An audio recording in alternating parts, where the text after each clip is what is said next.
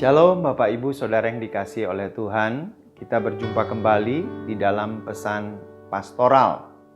Nah, pesan pastoral kali ini saya berikan tema bertekun dalam doa.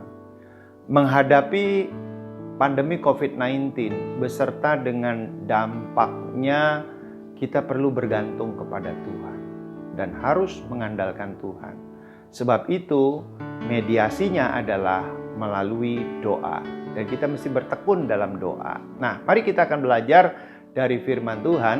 Efesus pasal 6 ayat yang ke-18. Demikian firman Tuhan. Dalam segala doa dan permohonan, berdoalah setiap waktu di dalam roh dan berjaga-jagalah di dalam doamu itu dengan permohonan yang tak putus-putusnya untuk segala orang kudus. Firman Tuhan ini menunjukkan tentang ketekunan. Nah, Bapak Ibu yang dikasihi oleh Tuhan, ketekunan adalah salah satu kunci dalam berdoa. Pada waktu kita berdoa, ada kalanya Tuhan ingin melihat ketekunan kita. Ketekunan membutuhkan iman dan pengharapan bahwa Tuhan sanggup dan akan menjawab daripada doa-doa kita. Nah, tentu jawaban doa dari Tuhan adalah dapat dikabulkan atau tidak dikabulkan atau ditunda, Bapak Ibu yang dikasihi oleh Tuhan. Sebab itu kita harus mengerti, dan sekali lagi kita harus belajar untuk bertekun di dalam doa. Nah, ada 3 langkah untuk kita bertekun dalam doa. Langkah yang pertama adalah dimulai menyediakan waktu secara teratur. Kita belajar dari seorang tokoh dalam Alkitab, yaitu Raja Daud. Bagaimana dia bertekun setiap hari berdoa kepada Tuhan. Di dalam Mazmur pasal yang ke-5 ayat yang ke-2 sampai dengan ayat yang ke-4. Berilah telinga kepada perkataanku ya Tuhan, indahkanlah keluh kesahku, perhatikanlah teriakku minta tolong, ya Rajaku dan Allahku. Sebab kepadamulah aku berdoa. Tuhan, pada waktu pagi Engkau mendengar seruanku, pada waktu pagi aku mengatur persembahan bagimu dan aku menunggu-nunggu. Firman Tuhan ini berbicara tentang ketekunan dalam doa. Setiap pagi, Raja Daud itu terus berdoa kepada Tuhan, menunggu jawaban daripada Tuhan. Enggak henti-hentinya dia itu bertekun dalam doa. Nah, oleh sebab itu, saya mau memberikan tips bagi setiap Bapak Ibu Saudara yang dikasihi oleh Tuhan. Bagaimana kita itu dapat bertekun di dalam Tuhan? Dengan cara apa? Menyediakan waktu secara teratur setiap hari. Saya berikan rahasianya ini, supaya kita tetap bertekun dalam doa, kita tetap bertekun dengan Tuhan, dalam pekerjaannya, pelayanannya, apa yang Tuhan percayakan kepada kita.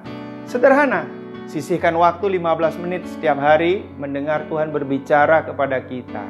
Caranya, membaca Alkitab. Sisihkan waktu 15 menit setiap hari untuk berbicara kepada Tuhan. Caranya berdoa. Kita bangun komunikasi dengan Tuhan. Sisihkan waktu 15 menit setiap hari untuk berbicara kepada orang lain mengenai Tuhan. Ini berbicara bersaksi. Jadi kalau itu yang kita lakukan setiap hari, Bapak Ibu, lihat apa yang Tuhan akan lakukan terhadap diri kita. Tuhan akan pakai kita luar biasa. Langkah yang kedua adalah ingatkan Tuhan akan janji-janjinya. Setiap orang yang percaya kepada Tuhan Yesus adalah ahli waris akan janji-janji Allah. Sebab itu kita perlu memahami janji-janji Allah. Dan kita ingatkan janji-janjinya dengan mengingatkan setiap waktu kepada Tuhan. Tentu ada janjinya Tuhan kepada orang-orang tertentu dalam keadaan tertentu. Ada janjinya Tuhan yang bersifat atau berlaku kekal kepada kita semuanya. Nah, saya ambil contoh dalam Alkitab, Yesaya 62 ayat 6 sampai dengan ke-7. Di atas tembok-tembokmu, hai Yerusalem, telah kutempatkan pengintai-pengintai. Sepanjang hari dan sepanjang malam, mereka tidak akan berdiam diri. Hai kamu yang harus mengingatkan Tuhan kepada Sion, janganlah kamu tinggal tenang dan janganlah biarkan dia tinggal tenang sampai ia menegakkan Yerusalem dan sampai ia membuatnya menjadi kemasyhuran di bumi. Jadi ingatkan janji-janjinya. Nah, supaya kita tahu janji-janji Tuhan, tentu kita setiap hari membaca Alkitab. Itu sebabnya saya mendorong setiap Bapak Ibu Saudara yang dikasihi Tuhan, baca firman Tuhan setiap hari. Dimulai dari satu pasal. Baca secara teratur dari Kejadian sampai dengan Wahyu. Supaya kita memahami tentang firman Tuhan itu. Langkah yang ketiga, yakin bagi Allah tidak ada yang mustahil. Nah, itu sebabnya di dalam Lukas pasal yang pertama ayat 37-38 berkata, sebab bagi Allah tidak ada yang mustahil. Kata Maria, sesungguhnya aku ini adalah hamba Tuhan, jadilah padaku menurut perkataanmu itu. Lalu malaikat itu meninggalkan dia. Nah, Bapak Ibu yang dikasihi Tuhan, kalau kita tidak yakin Tuhan dapat melakukannya, maka sia-sia kita berdoa. Karena kalau kita berdoa artinya kita bergantung kepada Tuhan, mengandalkan Tuhan bahwa kita tidak sanggup melakukannya. Artinya Tuhan yang sanggup melakukannya. Nah, kata kuncinya apa? Penghalang terbesar seseorang tidak dapat bertekun dalam doa karena tidak yakin Allah sanggup melakukannya. Kalau kita sanggup melakukannya, maka kita punya pengharapan. Tuhan itu akan menjawab apa yang kita doakan. Mari kita berdoa bersama-sama. Tuhan Yesus, berikan kami roh yang membuat kami bertekun dalam doa. Sehingga pada waktu kami menghadapi situasi apapun juga, kami akan menghadapkan kepada Engkau ya Bapa.